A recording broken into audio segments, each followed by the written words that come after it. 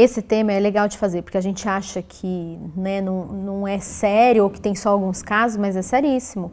A depressão hoje afeta mais de 300 milhões de pessoas no mundo. A maioria dessas pessoas são mulheres. Aqui no Brasil, atinge mais de 5,8% da população, né? Então é seríssimo. Meu nome é Fernanda Ponzetto e é um prazer ter você aqui comigo. Por muitos anos eu trabalhei dentro da indústria farmacêutica, ou seja, com muitos medicamentos para tratar a depressão. Então, obviamente, eu entendo que a depressão é considerada uma doença e que muitas vezes o tratamento e a cura, como as pessoas esperam, precisa vir de um conceito médico, de uma análise médica, de medicamentos. E isso é real, principalmente quando o processo da depressão chegou num nível e num estágio muito perigoso, onde as pessoas não conseguem mais reagir em cima dessa sensação dessa doença. Quando nós estamos com esse sentimento de depressão, muitas vezes nós estamos paralisados, sem acreditar que a gente pode seguir ou sem acreditar que a gente pode fazer algo por nós mesmos. Muitas vezes as pessoas sentem isso, que elas não são válidas, que elas não têm mais função, que elas não conseguem ter força. Então as pessoas acordam de repente e aí não querem mais seguir a vida, trabalhar, estarem motivadas. O que eu acredito? Que a depressão ela é um movimento quase que tardio desses sentimentos e essas sensações não vistas. Porque toda vez que a gente tem emoções, sensações e medos que estão aí no nosso inconsciente, o corpo tem uma reação biológica. É como se você tivesse que reagir a tudo isso que você não vê. E muitas pessoas julgam esse processo depressivo, dizendo que se a pessoa tivesse que trabalhar, ela não estaria depressiva. Se a pessoa ganhasse a vida, né, sozinha, ela não estaria depressiva, porque ela teria que fazer mais por ela. E pelo contrário, a gente vê muitos casos onde as pessoas têm a vida ganha, têm sucesso, têm tudo que precisam e estão no estado de depressão. Então, o primeiro ponto da depressão é a gente não olhar com julgamento. A gente não sabe o que as pessoas estão passando, a gente não sabe o que está por trás da vida dessas pessoas, quais são as necessidades dessas pessoas que não estão sendo atendidas, que medos que elas têm que não foram vistos, quais foram os traumas que elas passaram e até hoje não se curaram. É nesse movimento que a depressão começa a surgir. A depressão ela é igual à paralisação, onde eu não tenho mais vontade de agir, de fazer, de realizar. E a depressão é exatamente isso. Ela é uma cascata onde o medo e os traumas impedem a realização. E na consequência disso, a pessoa que está depressiva começa a entrar num processo de vitimização, um processo natural de vitimização. Então, nós precisamos ter muito cuidado quando alguém diz que está depressivo, porque realmente é um processo onde a pessoa não consegue mais tomar conta da própria vida, porque ela acha que ela não tem condição, que ela não tem força, que ela não merece, que ela não pertence mais a nenhum movimento que possa levar ela a algo diferente. Então, a depressão é algo sério.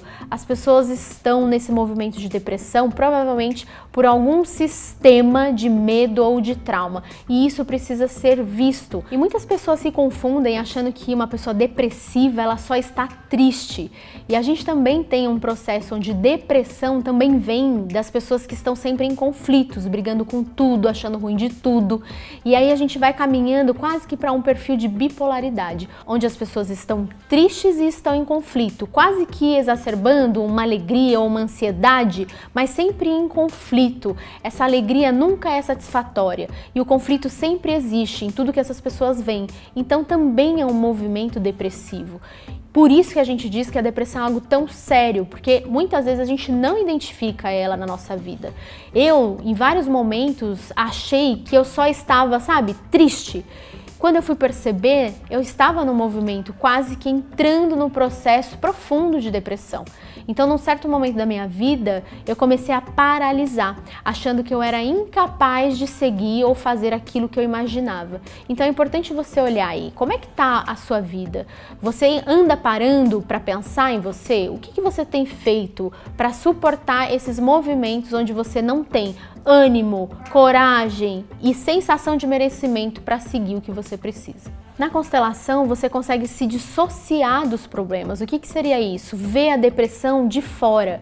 Como é que é você de fora com essa depressão? Como é que você poderia ter recursos novos para melhorar esse movimento que você está sentindo de angústia, de aperto, ou às vezes até sem identificar o que está passando, mas você sabe que não está conseguindo reagir para a vida, fazer algo novo. O pensamento é só de desânimo, vontade de não existir, vontade de não fazer.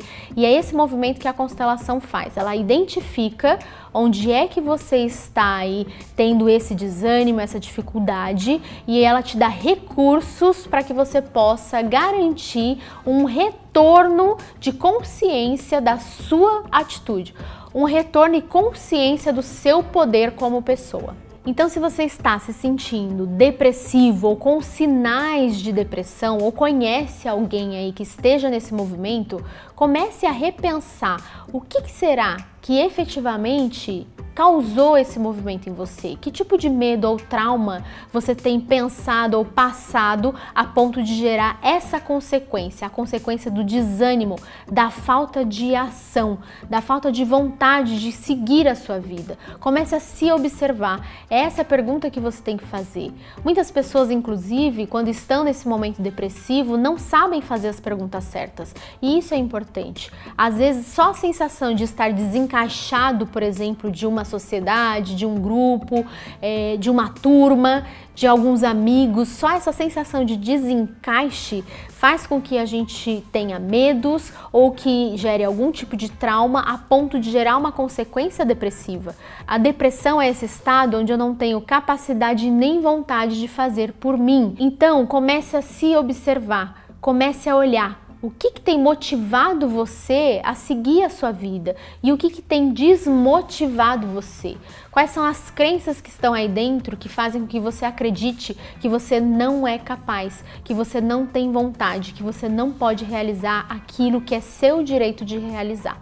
E se você gostou desse conteúdo, compartilhe com seus amigos, dá um like no vídeo, se inscreve no canal e a gente se vê no próximo vídeo.